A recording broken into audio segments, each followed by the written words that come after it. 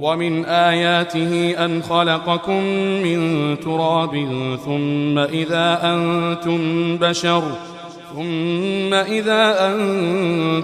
بشر تنتشرون ومن آياته أن خلق لكم من أنفسكم أزواجا لتسكنوا إليها وجعل بينكم مودة ورحمة إن في ذلك لآيات لقوم يتفكرون ومن آياته خلق السماوات والأرض واختلاف ألسنتكم وألوانكم إن في ذلك لآيات للعالمين ومن آياته منامكم بالليل والنهار وابتغاؤكم من فضله إن في ذلك لآيات لقوم يسمعون ومن آياته يريكم البرق خوفا وطمعا وينزل من السماء ماء فيحيي به الأرض بعد موتها إن في ذلك لآيات لقوم يعقلون. Okay. Not 420, 4K 120. Yo, Oregon folks, I know how y'all do, bro. It's about to die, so just don't let it fall asleep. Okay. 64 gigs, guys. Why not? Okay. This is that's your mind. Yeah. Green light. Yes, sir. All right, perfect. All right. First and foremost, welcome to Chibang Chronicles. I appreciate y'all being here. That's a good name. Yeah, first, if you could introduce yourself. I'm Danny. I'm from Salem, Oregon. Perfect. Big Salem guy, bro. I'm a senior in high school as well. Yeah. Perfect. What high school do you go to? I go to South Salem High School. South Salem. Hey, Yeah.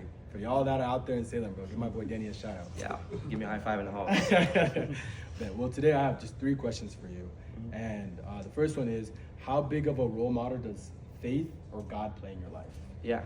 I think it's like everything for me, really. Okay. It's like, at least I try to in every situation in my life and every decision I make, I try to make faith the decider of that and make, like, ask God for like wisdom and clarity in what I'm supposed to do in every decision.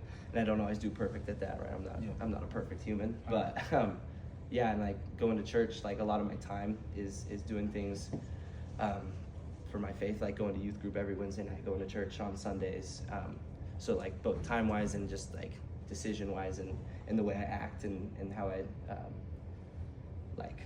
what I strive to be like. Okay. Is all decided and driven by my faith in God. Okay. And so yeah, it's honestly everything. Do you think that being in that field of like youth group or like even going to church on Sundays, does it strengthen your faith because you have a lot of fellows that are just like you? 100%. Okay, Yeah. okay. 100%. Yeah. It's so hard. It's so hard to follow Jesus without people coming alongside me and it's hard to follow my faith without a community building me up. And that's one of the things I actually struggle a lot with, is trying to do it a lot on my own. Because I'm prideful. I like to say I did that, you know. It's the best of us, bro. But having community beside me, Yeah. and lifting me up and being able to lift others up It's like easy to get back up when you fall. You're not absolutely. wrong. Okay, bet. Second question. What's 2 things that have helped you during your hardest days? Yeah, I think one of those is the community for sure. Okay. Like when I'm down in the dumps, having the community help like build me up and the people around me just loving me and helping me feel God's love is incredible. And that's like some of the days that's what makes me get out of bed, is just like to go be around the people that I love and that love me. Okay. And I think, so that's one of them. And I think the second thing is just like, there's some verses in the Bible that are just like really impactful for me. And one of those is 1 Corinthians 10:13. That's just like, no temptation has overtaken you, and that is not common to mankind. And the Lord is faithful. He will not let you be tempted beyond what you can bear. And that just sticks with me in my head, like in some of my hardest times of temptation and trial. Like this hasn't overcome me, and He is faithful to me as well. And He'll provide a way out. And I just have to seek it and keep my eyes on Him.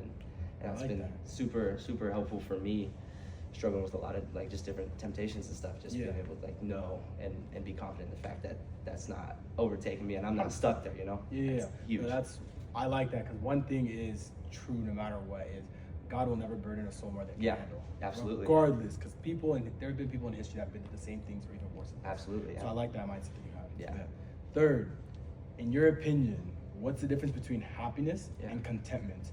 and which one are you after? Yeah, that's a good question. When they like sentences, I was like, whoa, that's a good question. Because I think about that a lot, and I don't know if I'm not going to do a good job explaining it, because I still don't fully understand it all the time, but I think contentment is just like... That's so humble, bro. Contentment is just like being satisfied with what you have, with what's in front of you, and just like, and I don't think that's like a state of mind, almost like a mindset you would have. And I think happiness is more of a feeling that you have, like when something good happens or whatever, you're happy, or like you go hang out with some friends, you're happy. I think that's more of a fleeting feeling necessarily. And I think contentment is something that comes when you are satisfied completely with what you have, and you're not like desiring something else or envious of something else. And I think that comes with a lot of joy. And I think like the real root there is like, what's the difference between joy and happiness? I think, and I think, yeah, happiness is like that fleeting kind of emotion, kind of feeling. And joy is a lot more of like the mindset. Up and down. Roller coaster up and down, right? You're gonna be happy and sad. We're human. We're happy and we're sad all the time. But that joy is something I think you can have all the time. That can be consistent, and it's less of that feeling and a lot of like that contentment and knowing that even though I might be sad or in the dumps right now, I know I have what I need. And I like, for me, I find that in my faith in Jesus, right? Like I know that no matter how low I am, like Jesus loves me. He died for me, saved me. And so like that's that contentment that I could have literally nothing. Like you could take the clothes off my back and throw me on the streets, have no home, no food, whatever. But I still got my faith in Jesus, and that is all I need. And so that contentment brings so much joy, because now I have hope and for what's to come, right? Like it might be the worst it could ever be on earth right now, and I have joy and hope. But then on the other, like the flip side too, I might be as happy as I could possibly be, but my joy kind of doesn't bring me down. But I know that this, like if I'm at the best life can be here, like that is nothing compared to how good it's going to be when he comes again, you know? So like I think that's where that joy and that contentment comes in. And I'm 100% seeking contentment and not happiness. Happiness is something that comes along the way with the sadness, but the joy is something we can find, and we can hold on, and we can choose to have, I think, every day. See, two things that I take away from that is, like you said, happiness and joy are both choices. You can choose when to be sad and happy, or you can choose to be content with whatever you have, because no matter what happens, things can always get worse. Things can always get worse. We need that perspective. No matter what happens, things could always be worse.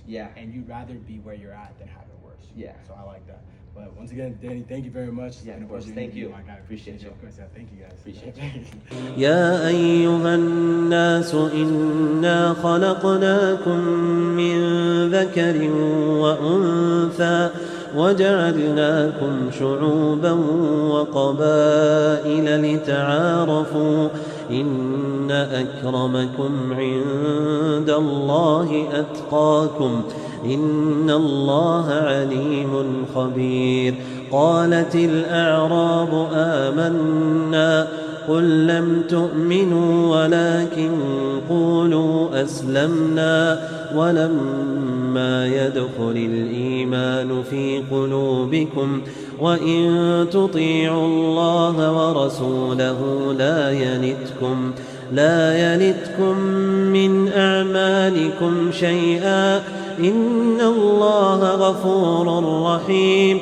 إنما المؤمنون الذين آمنوا بالله ورسوله ثم لم يرتابوا وجاهدوا بأموالهم وأنفسهم في سبيل الله أولئك هم الصادقون. قل أتعلمون الله بدينكم والله يعلم ما في السماوات وما في الأرض والله بكل شيء عليم.